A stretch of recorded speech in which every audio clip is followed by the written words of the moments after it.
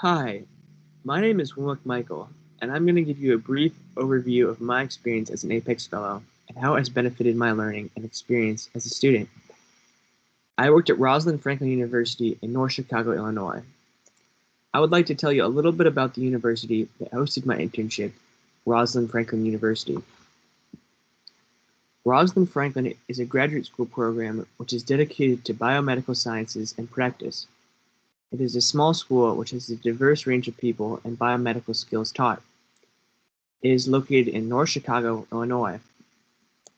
When I was working there, the lab I was a part of was led by Dr. Rosenkrantz, who does research on modulation of synaptic integration and the neurophysiology of emotion and memory.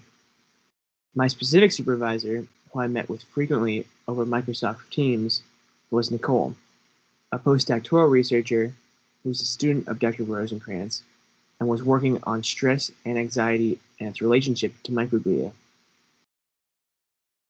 I was fortunate to have a close connection with the head of the lab, Dr. Rosenkrantz. He is my neighbor, and it was really convenient to be able to connect with someone that I've known since I was a child. I was able to have the flexibility with the head of the lab because I knew him so well, and this is one of the reasons the internship was so convenient for me. Between living close and having that personal connection, it allowed for a lot more options with things being so erratic and the virus. It was also good for me because I could work on sharpening my scientific skills without being overwhelmed with work and with the chaos of COVID.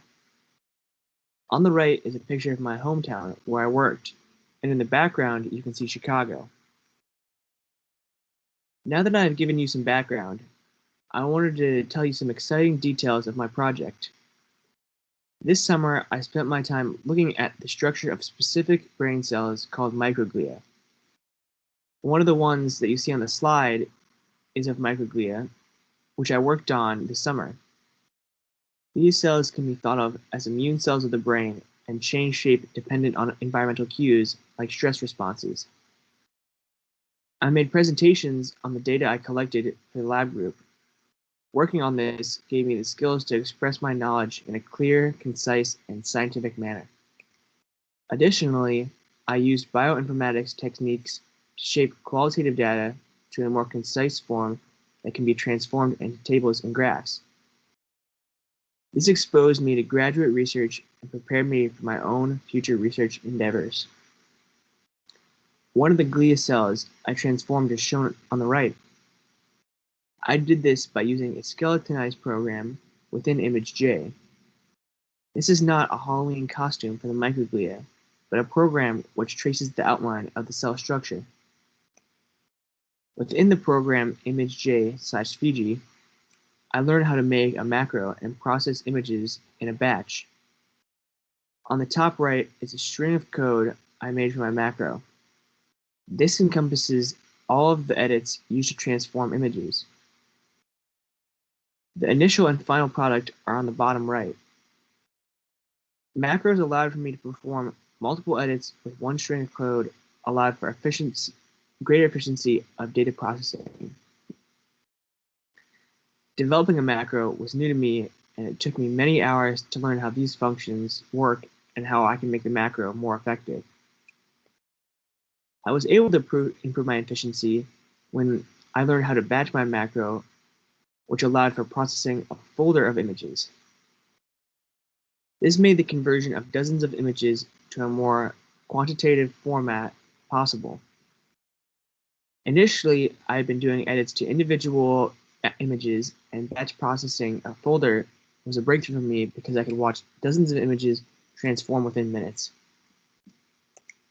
Another program I used this summer was called FracLac.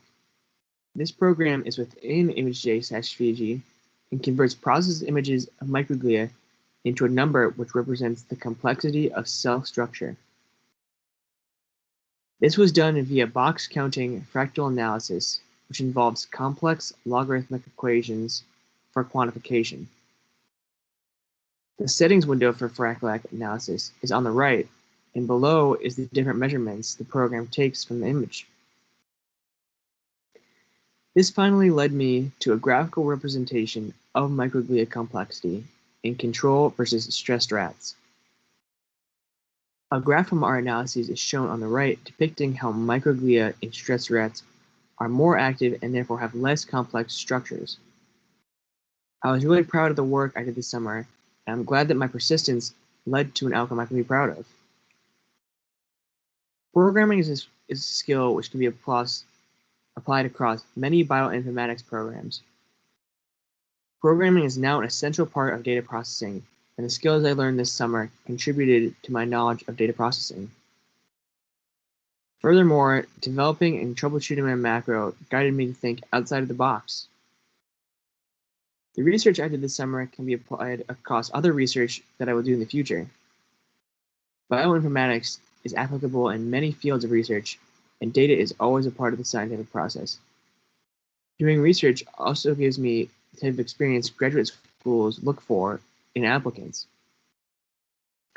This ties back into my passion because I love exploring new things and enjoy doing work that contribute to society in a positive way.